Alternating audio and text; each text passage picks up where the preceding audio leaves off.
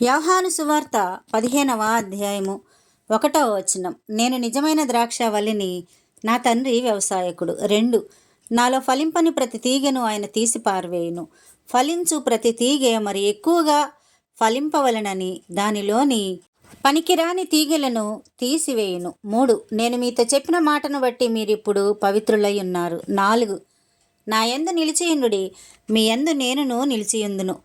తీగె ద్రాక్షవల్లిలో నిలిచి ఉంటేనే గాని తనంతట తాను ఎలాగూ ఫలింపదో, అలాగే నా యందు నిలిచి ఉంటేనే కానీ మీరును ఫలింపరు. 5, ద్రాక్షవల్లిని నేను, తీగలు మీరు. ఎవడు నా యందు నిలిచి ఉండునో, నేను ఎవని యందు నిలిచి ఉందునో వాడు బహుగా ఫలించును. నాకు వేరుగా ఉండి మీరేమియూ చేయలేరు. 6, ఎవడైనను నా యందు నిలిచి ఉండని ఎడల వాడు తీగవలే బయట పారవేయబడి ఎండిపోవును. మనుషులు అట్టి వాటిని పోగు చేసి అగ్నిలో పారవేతురు, అవి కాలిపోవును. 7, నా యందు మీరును మీ యందు నా మాటలను నిలిచి ఉండిన ఎడల మీకేది ఇష్టమో అడుగుడి, అది మీకు అనుగ్రహింపబడును. 8, మీరు బహుగా ఫలించుట వలన నా తండ్రి మహిమపరచబడును, ఇందువలన మీరు నా శిష్యులగుదురు. 9, తండ్రి నన్ను ఎలాగూ ప్రేమించెనో నేనును మిమ్మును అలాగూ ప్రేమించి తిని, నా ప్రేమ యందు నిలిచియుండుడి. 10, నేను నా తండ్రి ఆజ్ఞలు గైకొని ఆయన ప్రేమ యందు నిలిచి ఉన్న ప్రకారము మీరును నా ఆజ్ఞలు గైకొనిన ఎడల నా ప్రేమ యందు నిలిచియుందురు. 11, మీ యందు నా సంతోషము ఉండవలననియు మీ సంతోషము పరిపూర్ణము కావాలననియు ఈ సంగతులు మీతో చెప్పుచున్నాను. 12, నేను మిమ్మల్ని ప్రేమించిన ప్రకారము మీరొకనినొకడు ప్రేమింపవలననుటయే నా ఆజ్ఞ. 13, తన స్నేహితుల కొరకు తన ప్రాణము పెట్టువాని కంటే ఎక్కువైన ప్రేమగల వాడెవడునూ లేడు. 14, నేను మీకు ఆజ్ఞాపించు వాటిని చేసిన ఎడల మీరు నా స్నేహితులై ఉందురు. 15, దాసుడు తన యజమానుడు చేయు దానిని ఎరుగడు గనుక ఇక మిమ్మును దాసులని పిలవక స్నేహితులని పిలుచుచున్నాను. ఎందుకనగా నేను నా తండ్రి వలన వినిన సంగతులన్నిటినీ మీకు తెలియజేసి తిని.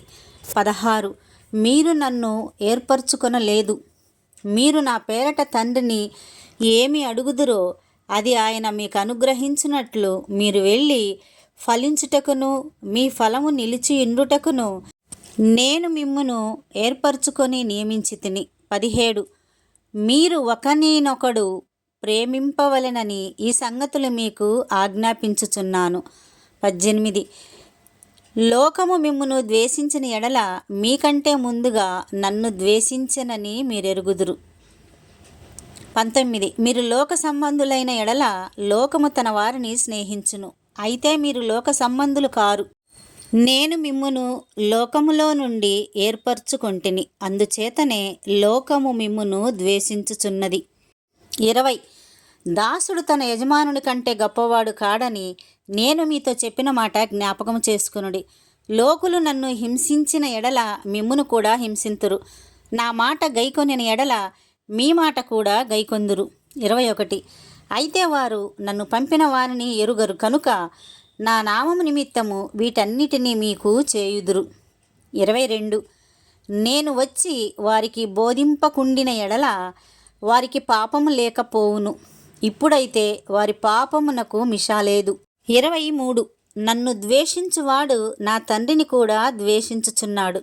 24, ఎవడునూ చేయని క్రియలు నేను వారి మధ్య చేయకుండిన ఎడల వారికి పాపము లేకపోవును, ఇప్పుడైతే వారు నన్నును నా తండ్రిని చూసి ద్వేషించి ఉన్నారు.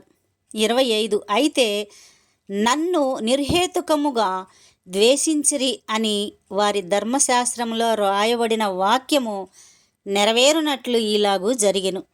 26, తండ్రి యొద్ద నుండి మీ యొద్దకు నేను పంపబోవు ఆదరణకర్త అనగా తండ్రి యొద్ద నుండి బయలుదేరు సత్యస్వరూపి అయిన ఆత్మ వచ్చినప్పుడు ఆయన నన్ను గూర్చి సాక్ష్యమిచ్చును. 27, మీరు మొదట నుండి నా యొద్ద ఉన్నవారు గనుక మీరును సాక్ష్యమిత్తురు.